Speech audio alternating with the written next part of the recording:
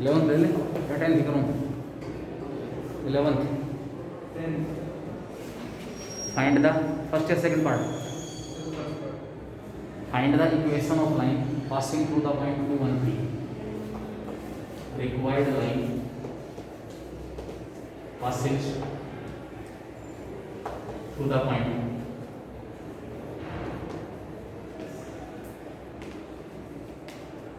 2, 1, 3 and perpendicular to the lines. Line first line की equation given है x minus 1 upon 1, y minus 2 upon 2 और z minus 3 upon 2 and second line हमारे पास है x upon minus 3, y upon 2, z upon 5. एक line की equation निकालनी है, थोड़ा बहुत इधर शिफ्ट हो जाए अगर इसकी वजह से प्रॉब्लम आ रही है. रिक्वायर्ड लाइन पास हो गई है. रिक्वायर्ड लाइन इस पॉइंट से पास हो रही है and perpendicular to these two lines, और दोनों लाइनों के परपेंडिकुलर. किसी भी लाइन की इक्वेशन निकालने के लिए आपकी जो रिक्वायरमेंट है वो हमारे पास है एक तो पासिंग पॉइंट और दूसरा उसका पैरेलल है. पासिंग पॉइंट हमें गिवन है, रिक्वायर्ड लाइन का पैरेलल वेक्टर लेकर मैं यूज कर लूँगा A B and C B the direction ratios of required line. Required line के जो डायरेक्शन रेशियोज हैं मैंने क्या चूज कर दिए ए बी और सी ले लिए, यानी कि रिक्वायर्ड लाइन का जो पैरेलल वेक्टर है b a i plus b j plus c q. Required line का जो पैरेलल वेक्टर है वो a i plus b j plus c. First line का parallel vector i plus 2j plus 3k. Parallel vector of line 1 i plus 2j plus 3k. इसको suppose मैंने b1 कर दिया. और इसी प्रकार parallel vector of line 2 second जो line उसका parallel vector -3i plus 2j plus 5.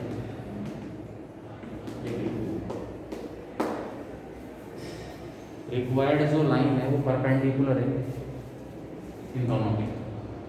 ये दोनों लाइन आपस में परपेंडिकुलर नहीं है. जो रिक्वायर्ड लाइन है वो परपेंडिकुलर है इस फर्स्ट लाइन के भी सेकंड लाइन के भी. Angle between the two vectors और angle between the two lines. अगर दो लाइन एक दूसरे के परपेंडिकुलर है तो कंडीशन क्या थी? v1 dot v2 equal to 0. उनके पैरेलल वेक्टर्स का जो डॉट प्रोडक्ट है उसके इक्वल आएगा 0. एक लाइन का पैरेलल वेक्टर ये है as required line is perpendicular to each of the lines 1 and 2. Required जो लाइन है वो फर्स्ट लाइन के भी परपेंडिकुलर है और सेकंड लाइन के भी परपेंडिकुलर. देयरफॉर रिक्वायर्ड लाइन का parallel vector a i plus b j plus c k. First line का पैरेलल वेक्टर इस ये वेक्टर और ये वेक्टर एक दूसरे के परपेंडिकुलर होंगे. इन दोनों का dot product b dot b10 and b dot b2. b का डॉट प्रोडक्ट b1 और b2 दोनों के साथ क्या होगा? 0. क्यों होगा 0? क्योंकि ये लाइन इन दोनों के परपेंडिकुलर है. रिक्वायर्ड लाइन इसके भी परपेंडिकुलर है. ये सारा लिखने की भी जरूरत नहीं थी, ये तो केवल आपको समझाने के लिए मैंने केस में दे दिया. आप सीधा कह सकते थे as required line is perpendicular to the lines 1 and 2. Therefore इसका parallel vector a i plus b j plus c k. इसका डॉट प्रोडक्ट इस फर्स्ट लाइन के पैरेलल वेक्टर के साथ 0. कितना आएगा? ए plus 2b plus 3c and इसके साथ dot product -3 plus 2b plus 5c. अगर लाइन के डायरेक्शन रेशियो दिए हुए नहीं है, लाइन के डायरेक्शन रेशियो दिए हुए नहीं हैं तो उस केस में हम लाइन के डायरेक्शन रेशियो ए बी और सी लेके चलेंगे और ए बी और सी में दो इक्वेशन निकालने की कोशिश करेंगे। जैसे ए बी और सी में दो इक्वेशन आ जाएंगे उनको क्रॉस मल्टीप्लिकेशन से सॉल्व कर देंगे। Solving by cross multiplication A upon में क्या आएगा 2 को 5 से 10 माइनस 6 को बी अपॉन बीच वाले के अपॉन में लिखते हैं इसमें नीचे से ऊपर -3 को 3 से -9 और 1 को 5 से -5 और लास्ट में हमारे पास आ गया सी अपॉन में 2 माइनस में -6 2 + 6 8 हो गया। तीनों आपस में इक्वल है। क्रॉस मल्टीप्लिकेशन से सोल्व कर रहे हैं, तीनों आपस में इक्वल है। किसी ना किसी के इक्वल होंगे। किसके इक्वल ले लिया ए के इक्वल है। ए की वैल्यू क्या आ गई 40 बी क्या है -14 और सी क्या है क्योंकि ए बी और सी डायरेक्शन रेशियो है।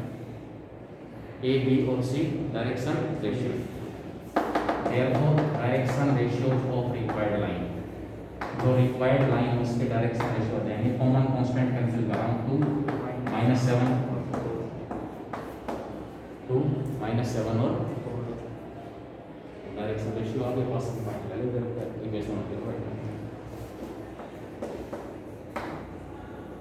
Equation of required line x -2/2 y -1/-7 and z -3/2 ये हमारे पास रिक्वायर्ड लाइन की इक्वेशन ऑफ ठीक है। अगला टॉपिक हमारे पास है लास्ट टॉपिक है स्ट्रेट लाइन का shortest distance between the two lines.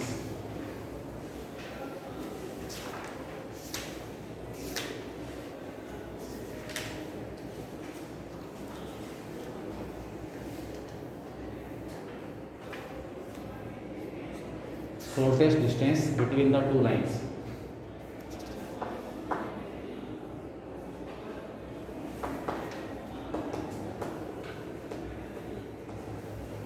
between the two skew lines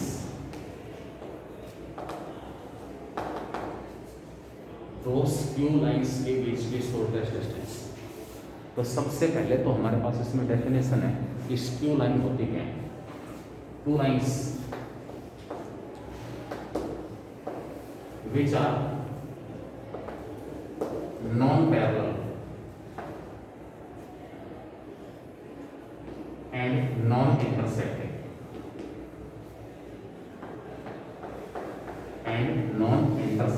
are called skew lines.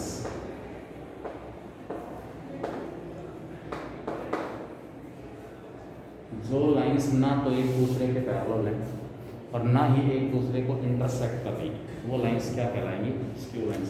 Skew lines आप कहोगे ऐसा कैसे पॉसिबल है।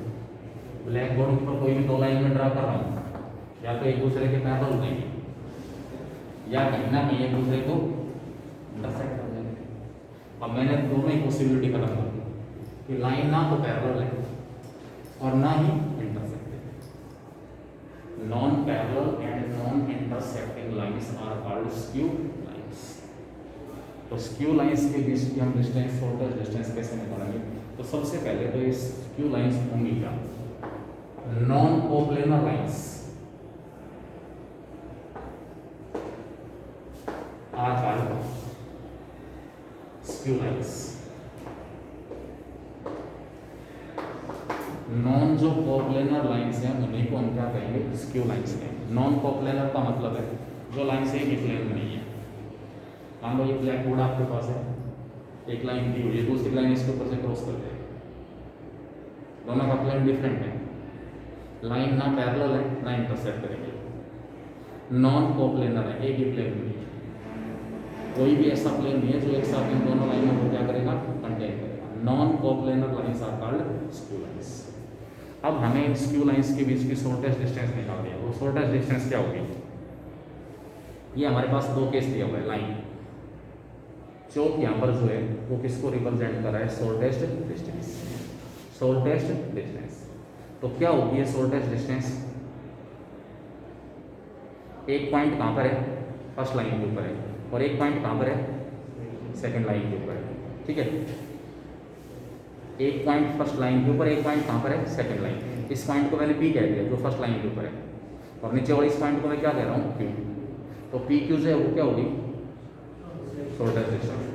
अब मैं आपसे अगर पूछूं कि पी क्यू जो वेक्टर है, ये पी और ये क्यू, पी क्यू जो वेक्टर है क्या वो इस फर्स्ट लाइन के परपेंडिकुलर होगा, होगा नहीं होगा? क्या ये P Q vector P and Q इस सेकंड लाइन के परपेंडिकुलर है, होगा? तो इस इन दो पॉइंट से पी और क्यू से पास होने वाली जो लाइन है ना, ये वाली लाइन ऊपर नीचे बढ़ा दो इसको, ये चौक जो इसको ऊपर नीचे बढ़ा दो। पी और क्यू से पास होने वाली जो लाइन है इसको मैं क्या कह दूंगा, line of shortest distance, line of shortest distance. अभी निकालेंगे कैसे, ये आपके पास क्या होगा, एक पॉइंट फर्स्ट लाइन का पासिंग पॉइंट फर्स्ट लाइन के ऊपर प्रेजेंट है, सेकंड लाइन का पासिंग पॉइंट सेकंड लाइन के ऊपर प्रेजेंट है, फर्स्ट लाइन का पासिंग पॉइंट फर्स्ट लाइन के ऊपर है, सेकंड लाइन का पासिंग पॉइंट सेकंड लाइन। ठीक है, तो वहां से हमें क्या करना है, इसके अंदर एक्चुअल में क्या होंगे इस क्यू लाइंस को कैसे निकालेंगे शॉर्टेस्ट डिस्टेंस, वो देखें।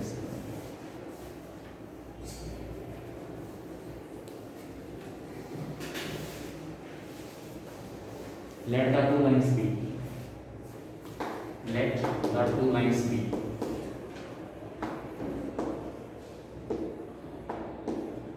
R equal to A1 plus lambda B1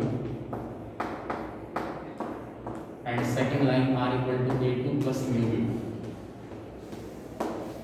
ये हमारे पास दो लाइन है, ये हमारे पास दो लाइन है जो कि स्क्यू लाइन है। अब जैसा आपको दिखाई दे रहा है सच्चाई वास्तव में वैसा नहीं है। ये हमारे पास फर्स्ट लाइन है, लाइन 1, और ये आपके पास सेकंड लाइन है। अब इसका मतलब ये नहीं है कि इस लाइन को अगर पीछे बैठा दोगे तो शरीर इंटरसेक्ट कर देंगे। हकीकत ऐसी यही है, जो मुझे ब्लैक बोर्ड के ऊपर दिखाई दे रहा है वैसा नहीं है। ये जो लाइन है वो क्या कर रही है, इसको ऊपर से क्रॉस कर रही है ऐसा। ये लाइन ऊपर से क्रॉस कर रही है इस लाइन को। अगर ये वाली लाइन उस प्लेन में है जिस प्लेन के अंदर ब्लैक बोर्ड है, तो ये लाइन इसके ऊपर से क्रॉस कर रही है। ठीक है, जिस पॉइंट पर क्रॉस करेगी वो पॉइंट यहाँ पर होगा P। ये पॉइंट आपके पास P, और नीचे पॉइंट क्या मिलेगा, ये PQ जो है PQ वो आपके पास क्या होगा, फर्स्ट लाइन का पासिंग पॉइंट, फर्स्ट लाइन का पासिंग पॉइंट उसको मैंने A1 कह दिया, जिसका पोजीशन वेक्टर वेक्टर A1 है। सेकंड लाइन के पासिंग पॉइंट को मैंने A2 कह दिया, जिसका position vector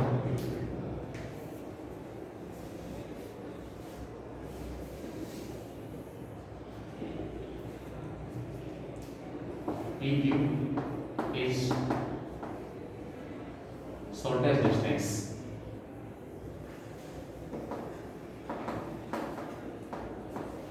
between the two lines। जो दो लाइंस हमारे पास हैं उन दोनों के बीच की शॉर्टेस्ट डिस्टेंस क्या है, PQ है। और P और Q से पास होने वाली line and the line passing through P and Q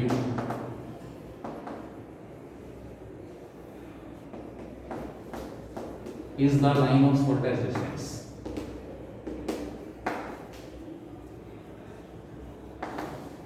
is the line of shortest distance।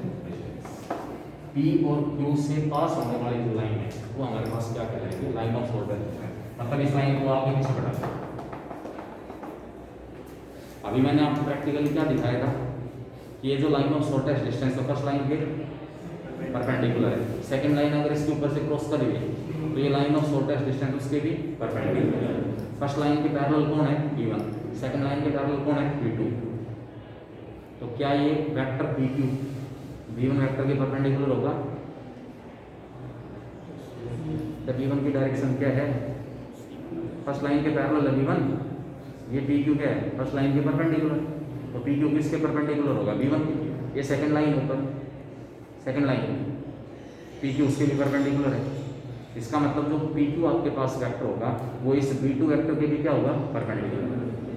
तो पी क्यू जो वेक्टर है वो B1 के भी परपेंडिकुलर और B2 के भी परपेंडिकुलर है, दोनों की डायरेक्शन पी क्यू की डायरेक्शन क्या हो सकती है, कोई भी ऐसा वेक्टर जो B1 और B2 दोनों के परपेंडिकुलर हो, दोनों का cross product, therefore H PQ is perpendicular to the lines 1 and 2. therefore PQ जो वेक्टर होगा, अब मैंने वेक्टर में चेंज कर दिया इसको, परपेंडिकुलर होगा B1 के भी और B2 के भी। PQ वेक्टर परपेंडिकुलर है किसके, B1 और B2 के। इसका मतलब PQ जो वेक्टर है वो पैरेलल होगा किसके, B1 क्रॉस B2। एक्चुअल में जो PQ है and this length PQ is projection of vector A1 A2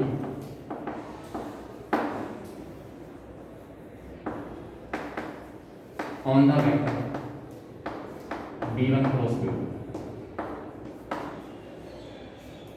जो PQ लेंथ है जिसको मैं शॉर्टेस्ट डिस्टेंस कह रहा हूँ वो हमारे पास क्या है, प्रोजेक्शन है।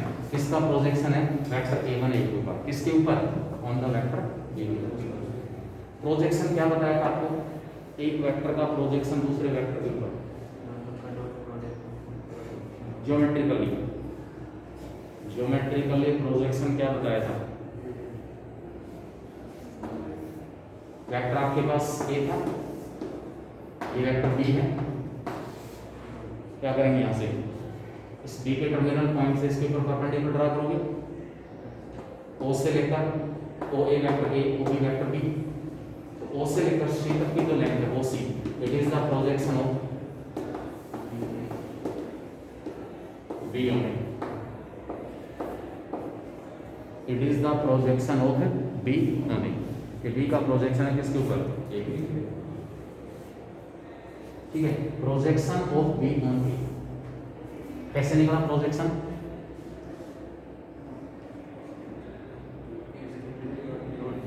अगर ये आपके पास सिचुएशन ये होती, ये वेक्टर A है और ये वेक्टर B होगा तो ये प्रोजेक्शन कैसे निकालता, यहां से परपेंडिकुलर ड्रा करो इसके ऊपर और यहां से परपेंडिकुलर ड्रा करो। अरे ये लेंथ और ये लेंथ आपस में इक्वल है, इक्वल है। अगर मैं यहां से एक लाइन ड्रा करते हुए आगे बढ़ा देता हूं तो ये भी किसकी डायरेक्शन होगी, तो B का प्रोजेक्शन एक ऊपर कैसे निकला, ये तो इनिशियल पॉइंट तो सेम बढ़ा दिया, यहां से हमने परपेंडिकुलर ड्रा कर दिया एक लाइन ऑफ एक्शन के ऊपर, इन दोनों पॉइंट्स के बीच की जो डिस्टेंस है वो हमारे पास क्या है। इसका मतलब अगर दोनों वेक्टर को इनिशियल ना हो, मैंने ये इसलिए समझाया है कि ये जो लेंथ है वो इस लेंथ के इक्वल है। जब ये आपके पास प्रोजेक्शन है B का A पर, तो ये भी क्या होना चाहिए, B का A पर प्रोजेक्शन। लेकिन ये सेगमेंट कैसे आ रहा है, ये सेगमेंट अगर ये आपके पास पॉइंट A पॉइंट B है और ये A डैश और B डैश है, तो A डैश और B डैश को मैं क्या करूंगा, foot of the perpendicular, A dash और B डैश हमारे पास क्या है, foot of the perpendicular drawn from the end points of vector B on the line of action of vector A। इसका मतलब क्या हुआ कि हमें जो वेक्टर B के एंड पॉइंट्स हैं उनसे वेक्टर A के ऊपर क्या ड्रा करना है, परपेंडिकुलर। और उस चीज को मैं इससे रिलेट करूंगा वापस। मैंने कहा है कि जो शॉर्टेस्ट डिस्टेंस है, shortest distance it is the projection of vector A1 A2। A1 A2 vector का प्रोजेक्शन है कहां पर, on the vector B1 cross B2। B1 cross B2 क्यों, क्योंकि यहां से लेकर यहां तक ये लेंथ B1 क्रॉस B2 नहीं है, ये जो PQ वेक्टर है ये पैरेलल है B1 क्रॉस B2 के। क्यों, क्योंकि B1 क्रॉस B2 जो वेक्टर है वो परपेंडिकुलर है किसके, B1 एंड B2, B1 और B2 दोनों के परपेंडिकुलर है। और PQ भी क्या है, B1 और B2 दोनों के परपेंडिकुलर। इसका मतलब B1 क्रॉस B2 वेक्टर और PQ वेक्टर दोनों एक दूसरे के पैरेलल। मतलब जो हमारा लाइन ऑफ शॉर्टेस्ट डिस्टेंस कह रहा हूं, इस लाइन के पैरेलल है कौन, V1 क्रॉस V2। अब मैं ये बता रहा हूं आपको कि यहां से जो PQ सेगमेंट है, PQ लेंथ है, वो प्रोजेक्शन है इस A1 A2 वेक्टर का। कौन से वेक्टर का, A1 पॉइंट है और ये हमारे पास क्या है, A2। A1 A2 वेक्टर का प्रोजेक्शन किसके ऊपर, इस vector V1 cross V2। Case हमारे पास क्या था, ये केस दिया हुआ है, ठीक है। ये मेरे पास डायरेक्शन किसकी है, इसको आगे पीछे बढ़ा दो, ऊपर नीचे बढ़ा दो, इसको नीचे निकल दे। ये पॉइंट P तो यहाँ पर है, पॉइंट P तो बीच में है, और मैंने इसको ऊपर नीचे इसी प्रकार ऊपर बढ़ा दूंगा इसे।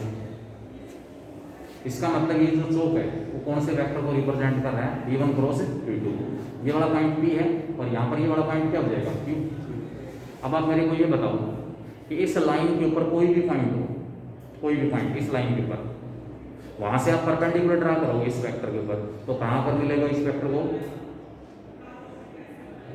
इस लाइन के किसी भी पॉइंट से ड्रा किया गया परपेंडिकुलर, इस लाइन के किसी भी पॉइंट से अगर मैं इस वेक्टर के ऊपर परपेंडिकुलर ड्रा करूंगा तो कहां पर मिलेगा, इसको इसी पॉइंट पर आकर मिलेगा, कहीं और जाएगा, यहां पर मिलेगा।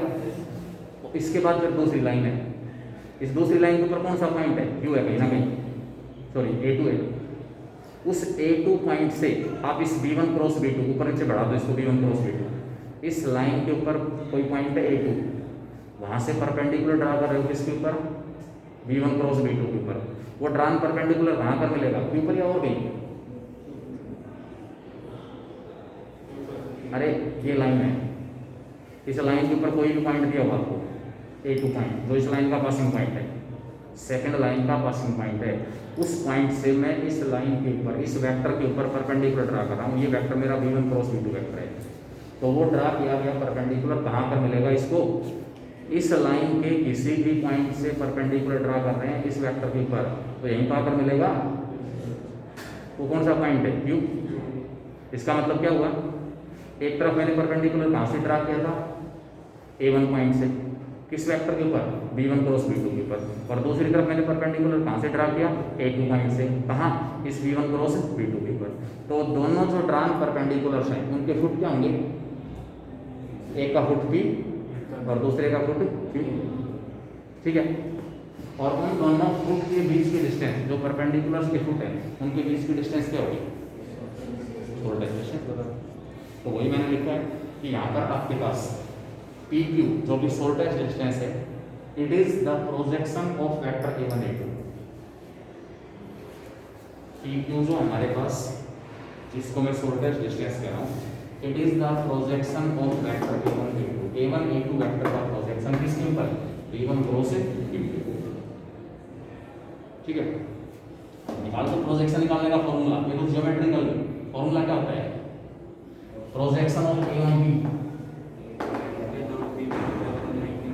Projection of vector A on B, A dot B upon magnitude. इसका प्रोजेक्शन A1 A2 का किसके ऊपर, A1 क्रॉस A2 के ऊपर। It will A1 A2 vector का डॉट प्रोडक्ट किसके साथ, A1 क्रॉस A2 के साथ, और इसको डिवाइड करेंगे मैग्नीट्यूड ऑफ, जिस वेक्टर के ऊपर प्रोजेक्शन निकाल दे उसके मैग्नीट्यूड से क्या कर देंगे, क्योंकि ये डिस्टेंस को रिप्रेजेंट कर रहा है। अब लास्ट में क्या बोलेंगे, इसका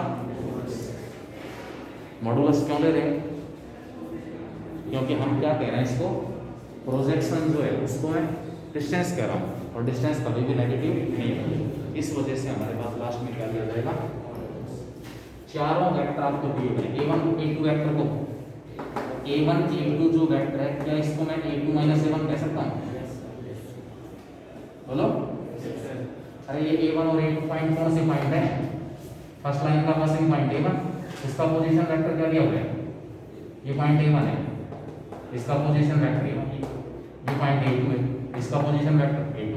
A1 A2 वेक्टर क्या हुआ, A2 माइनस A1, इसका dot product V1 cross V2 के साथ, और इसके मॉडुलस को मैं डिवाइड कर दूंगा किससे, मैग्नीट्यूड ऑफ V1 क्रॉस ये आपके पास फॉर्मूला ड्राइव होकर आ गया कि अगर हमें दो लाइंस के बीच की शॉर्टेस्ट डिस्टेंस निकालनी है, हमें पता है परपेंडिकुलर डिस्टेंस ही शॉर्टेस्ट डिस्टेंस होती है।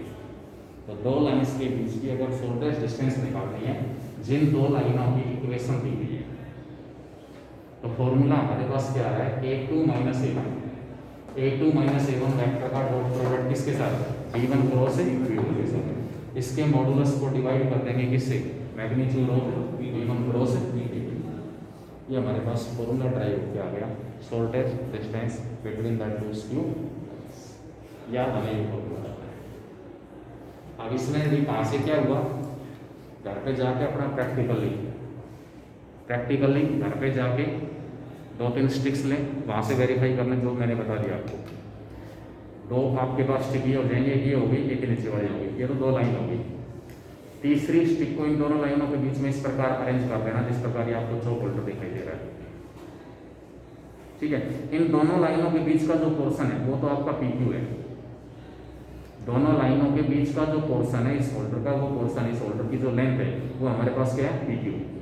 ठीक है, और इसको ऊपर की तरफ बढ़ा देंगे, नीचे की तरफ बढ़ा देंगे, तो वो हमारा वेक्टर हो जाएगा b1 क्रॉस b2। इस लाइन के ऊपर इस स्टिक के ऊपर कोई भी पॉइंट लेना, कोई भी पॉइंट, वहां से ये इसको आगे पीछे बढ़ाओगे इस वेक्टर को, उसके ऊपर परपेंडिकुलर ड्रा करोगे वेक्टर के ऊपर, इसी पॉइंट पर आकर मिलेगा। इस लाइन के किसी भी पॉइंट से इस वेक्टर के ऊपर परपेंडिकुलर ड्रा करूंगा तो वो इस वेक्टर को कहाँ पर मिलेगा, इसी पॉइंट के ऊपर। और इस लाइन के ऊपर कोई पॉइंट है, वहां से परपेंडिकुलर ड्रा करोगे इस वेक्टर के ऊपर, वो कहाँ पर मिलेगा। तो P और Q जो दोनों पॉइंट्स हैं वो हमारे पास क्या हो गए, foot of the perpendicular drum, foot of the perpendicular drum from A1 and A2 on the vector v1 cross. और इन दोनों पॉइंट्स के बीच की जो डिस्टेंस हमारे पास वही क्या कहलाएगी, projection of vector a1 a2 on the vector v1 cross v2। इसके बाद इसमें आएगा शॉर्टेस्ट डिस्टेंस निकालना, तो आसान है, फॉर्मूला आ गया बस। अभी फॉर्मूला आपको याद रखना है। शॉर्टेस्ट डिस्टेंस निकालना तो आसान है, लेकिन हमसे ये कहेगा फाइंड द इक्वेशन ऑफ और लाइन ऑफ शॉर्टेस्ट डिस्टेंस। जो लाइन ऑफ शॉर्टेस्ट डिस्टेंस है ना, इसकी इक्वेशन होती है, find the equation of line of shortest distance.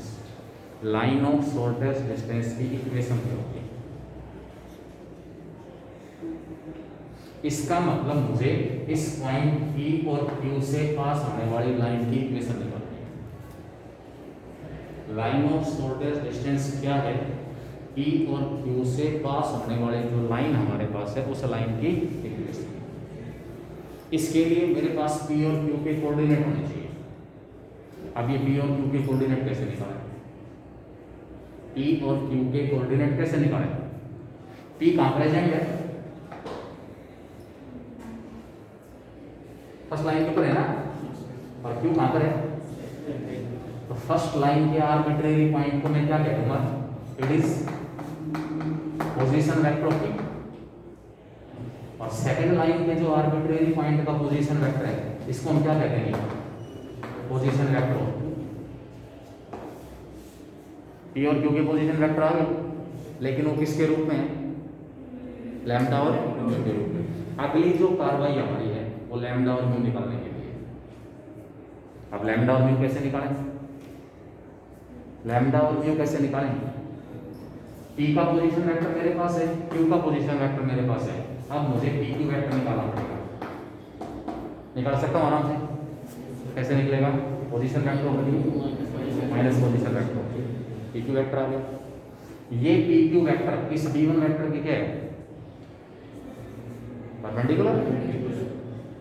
ये PQ वेक्टर इस B2 वेक्टर की क्या है, परपेंडिकुलर। तो PQ वेक्टर का डॉट प्रोडक्ट B1 और B2 दोनों के साथ 0। इस तरीके से मेरे पास लैम्डा और म्यू में दो इक्वेशन है, और उन दोनों को सोल्व करते हैं हम लैम्डा और म्यू की value.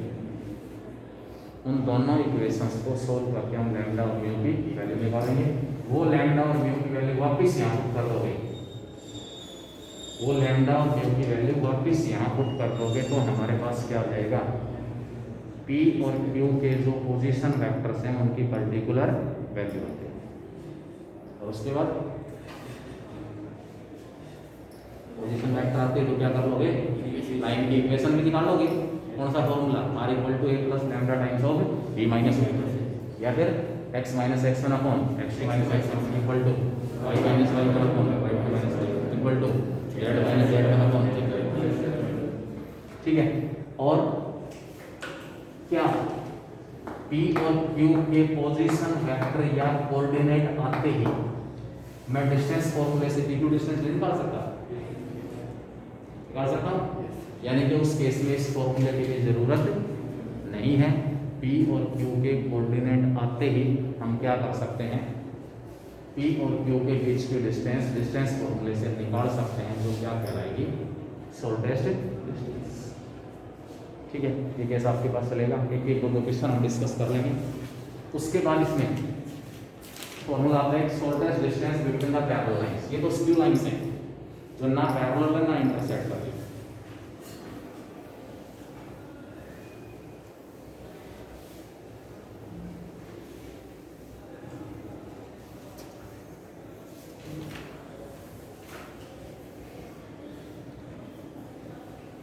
Shortest distance between the skew lines के बाद shortest distance between parallel lines और शॉर्टेस्ट और परपेंडिकुलर। शॉर्टेस्ट और perpendicular distance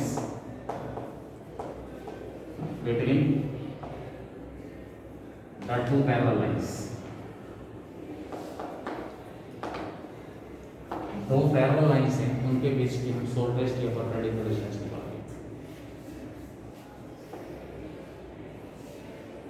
Let r equal to a1 plus lambda b and r equal to a2 plus mu b be the two parallel lines.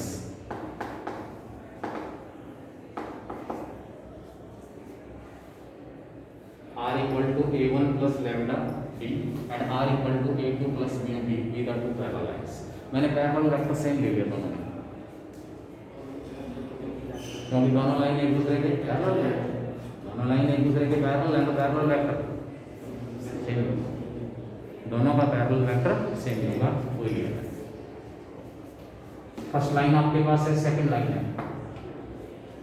First line के ऊपर हमारे पास passing point इसका a1, second line का passing point second line के ऊपर a2,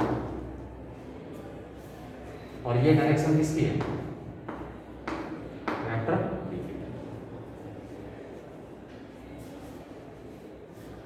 first line का passing point जिसका position vector a1, second line का पासिंग पॉइंट जिसका पोजीशन वेक्टर a2, इसका पैरेलल वेक्टर हमारे पास दोनों का पैरेलल वेक्टर सेम भी है। तो क्या इन दोनों लाइनों के बीच की perpendicular distance, shortest distance perpendicular distance ही होती है। परपेंडिकुलर डिस्टेंस ही हमेशा कौन सी आती है, शॉर्टेस्ट। a1 को a2 से ज्वाइन कर दिया, ये एंगल थीटा दे दिया, तो मुझे निकालनी है distance a to b from right angle triangle a to b a1, from right angle triangle a to b a1। इस राइट एंगल ट्रायंगल की हेल्प से a to b निकालना चाहता हूं मैं, अपॉन में a1 a2, कौन सा रेशियो, एंगल थीटा है, opposite upon hypotenuse sine theta. तो यहां से a to b जो कि पैरेलल लाइंस के बीच की शॉर्टेस्ट डिस्टेंस है, it is equal to a1 a2 sine theta. आपको साइन थीटा की वैल्यू पुट करनी है। What is sine theta, sine of angle. क्या ये एंगल थीटा इस a1 a2 वेक्टर और b वेक्टर के बीच का नहीं है? अरे हमारे पास जो फॉर्मूला है उसकी हेल्प से हम क्या कर सकते हैं, कोई भी दो वेक्टर है उनके बीच का जो एंगल है उसके साइन की वैल्यू निकाल सकते हो, नहीं निकाल सकते? तो ये एंगल थीटा कौन कौन से वेक्टर के बीच का है? एक तो a1 a2 और दूसरा क्या है a1 a2 और b जो वेक्टर हैं इन दोनों के बीच का जो एंगल है उसके साइन की वैल्यू निकालनी है।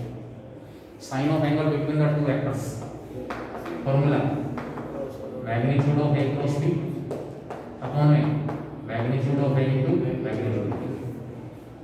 ये फॉर्मूला है a1 a2 sin theta magnitude of a1 a2 vector इसका क्रॉस प्रोडक्ट भी लिखा है, इसको डिवाइड करेंगे magnitude of a1 a2 into magnitude. क्या a1 a2 का जो मैग्नीट्यूड है वो लेंथ a1 a2 से कैंसिल हो जाएगा?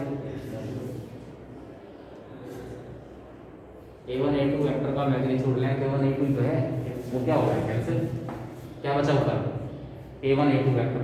क्या a1 a2 वेक्टर को मैं a2 माइनस a1 कह सकता हूँ? इसका क्रॉस प्रोडक्ट किसके साथ है? b के साथ, और इसके मैग्नीट्यूड को डिवाइड कर दिया किससे? Magnitude of vector b। ये आपके पास फॉर्मूला ड्राइव हो गया, perpendicular distance between the to parallel lines. अगर हमें दो पैरेलल लाइंस के बीच की परपेंडिकुलर या शॉर्टेस्ट डिस्टेंस निकालनी है तो हम कैसे निकालेंगे? सारे वेक्टर्स दिए हुए हैं a1 a2 और b दिया हुआ है लाइंस में, मेरे पास केवल इक्वेशन होगी, बस हमारे पास केवल इक्वेशन गिवन होगी, उनकी हेल्प से हमें क्या निकालना है? शॉर्टेस्ट डिस्टेंस या परपेंडिकुलर। फॉर्मूला क्या हुआ? a2 minus a1 cos b, इसका मैग्नीट्यूड और इसको वेक्टर b के मैग्नीट्यूड से क्या करेंगे? This formula will be used for finding the shortest or perpendicular distance between the two parallel lines। Clear? दो फॉर्मूले मैंने ड्राइव कर दिए, एक तो shortest distance between skew lines,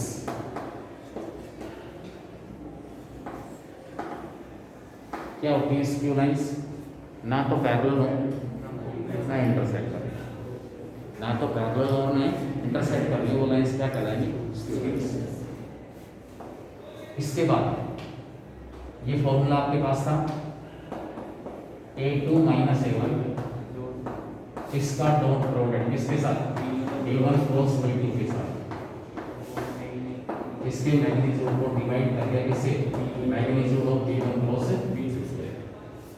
अगर स्क्यू लाइन है और पैरेलल लाइन है तो ध्यान रखना स्क्यू लाइंस के बीच में डॉट प्रोडक्ट है, a2 माइनस a1 का dot product b1 cross b2। और अगर लाइन एक दूसरे के पैरेलल है तो बीच में हमारे पास क्या है? Cross product. a2 minus a1 का क्रॉस प्रोडक्ट वेक्टर b के साथ, इसके मैग्नीट्यूड को डिवाइड कर देंगे किससे? वेक्टर b के मैग्नीट्यूड। क्लियर है दोनों चीजें? इसके बाद हमारे पास आ गई लास्ट में condition, condition for the coplanarity of two lines.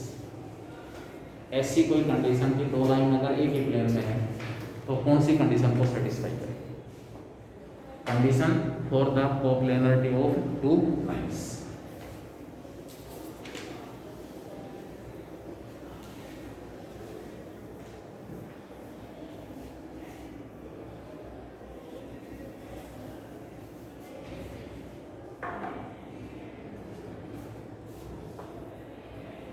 Condition for the coplanarity of two lines।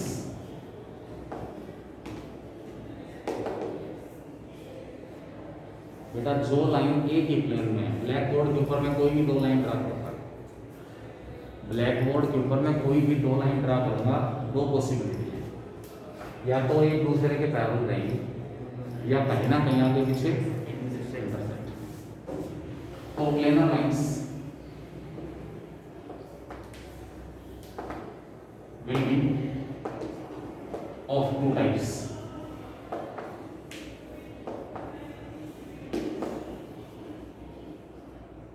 either parallel to each other or they will intersect।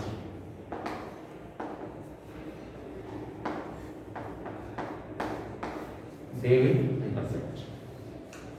ठीक है, अगर दोनों लाइन एक दूसरे को इंटरसेक्ट कर रही है, then at the point of intersection distance between them will B,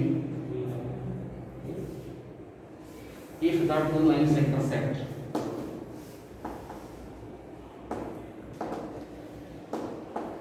if the two lines intersects, then shortest distance between them is, अरे जहाँ पे इंटरसेक्ट करेंगे वहाँ डिस्टेंस क्या हो जाएगी दोनों के बीच की? जीरो। और शॉर्टेस्ट डिस्टेंस निकालने का फॉर्मूला क्या है? That is A2 minus A1, इसका dot product A1 cross B2 के साथ मैग्नीट्यूड अपॉन में magnitude of B1 cross B2 equal to क्या आ गया? अब ये जीरो कब आ सकता है? जब इसका numerator zero implies A2 minus A1 dot B1 cross B2 equal to a magnitude, इस वेक्टर डॉट प्रोडक्ट का मॉडुलस जीरो। अब ये जीरो कब आ सकता है? जब ये डॉट प्रोडक्ट। इसका मतलब ये कंडीशन कब सेटिस्फाई होगी? A2 minus A1 dot B1 cross B2 zero कब आएगा? जब दोनों लाइन एक दूसरे को इंटरसेक्ट, जब दोनों लाइन एक दूसरे को intersect. If the two lines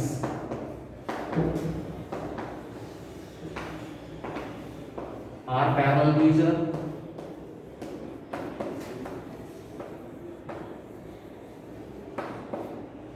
if the two lines are parallel to each other, अगर दोनों लाइन एक दूसरे के पैरेलल है तो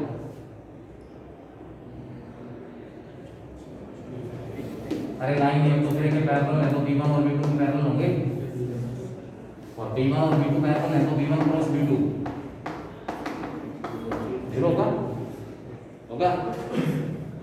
तो क्या in this case also, in this case also A2 minus A1 dot B1 cross B2 equal to, क्यों?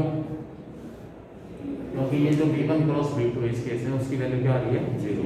और जीरो का डॉट प्रोडक्ट अगर मैं A2 माइनस A1 के साथ निकालूंगा तो क्या होगा? क्लियर होगी बात? यानी कि ये आपके पास देयरफॉर दोनों केसेस को मैं कंबाइन कर रहा हूं। Condition for the coplanarity of two lines is A2 minus A1 dot B1 cross B2 equal to, ये आपके पास कंडीशन आ गई दो लाइन्स के कोप्लेनर। अगले क्लास के बाद ये हमारे पास आ गया कि अगर दो लाइन इंटरसेक्ट कर रही है, दो लाइन अगर इंटरसेक्ट कर रही है, इंटरसेक्ट कर रही है तो A2 minus A1 dot B1 cross B2 क्या होगा? जीरो। और दो लाइन अगर एक दूसरे के पैरेलल है तो कौन जीरो होगा? B1 cross B2 zero. तो क्या मैं ये कह सकता हूं कि ये वाली कंडीशन दोनों केसेस में सेटिस्फाई होगी?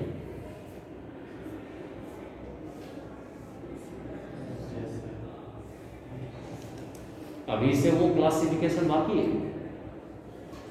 कि ये जो जीरो आ रहा है वो लाइन इंटरसेक्ट कर रही है इस वजह से जीरो आ रहा है, या लाइन एक दूसरे के पैरेलल उस वजह से जीरो आ रहा है। वो क्लासिफिकेशन अलग चीज है, बाद की बात है। मेरे पास केस था, अगर दो लाइन एक ही प्लेन में है, दो लाइन कोप्लेनर है, तो कोप्लेनर लाइन दो टाइप की हो सकती है। या तो वो क्या करेंगे, एक दूसरे को इंटरसेक्ट करेंगे, या दोनों एक दूसरे के, या तो वो दोनों एक दूसरे को इंटरसेक्ट करेंगे या एक दूसरे के, अगर इंटरसेक्ट कर रही है तो शॉर्टेस्ट डिस्टेंस जीरो, और ये जीरो कब आएगा? जब ये जीरो। अगर लाइन एक दूसरे के पैरेलल है तो B1 और B2 पैरेलल, B1 और B2 पैरेलल है तो B1 cross B2 zero. V1 cross V2 0 हमारे पास है, तो उस केस में क्या होगा? अरे जब ये 0 आ गया तो इस केस में भी ये स्केलर प्रोडक्ट 0 आएगा। पैरेलल है तो किसकी वजह से 0? इसकी वजह से। पैरेलल है तो 0 किसकी वजह से? V1 क्रॉस V2 0 है, इसलिए 0 आ रही है।